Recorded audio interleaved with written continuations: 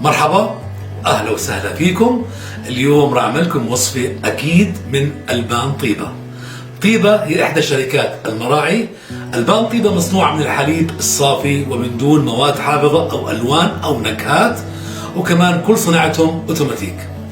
اليوم راح أعملكم وصفة كثير طيبة، مشروب بارد صيفي، لبن بالنعنع، وأكيد من ألبان طيبة. لحتى نحضر هالمشروب البارد الرائع جدا من ألبان طيبة، مقاديرنا: بدنا كوبين قياسيات من لبن طيبة، ونصف كوب من الماء، نصف حبة ثوم، وشوية من أوراق النعنع. يلا نحضر احنا وياكم، تفضلوا. مقاديرنا للمشروب اللبني البارد: بدنا أول شيء كوبين قياسيات من ألبان طيبة الرائعة،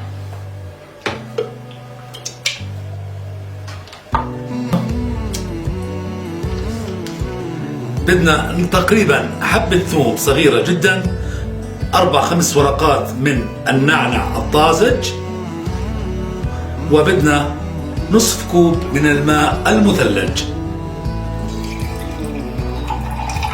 وما ننسى أكيد بدنا شوية من هالملح حتى نضبط النكهة. وبعديها على الخلاط مباشرة وبنخلط.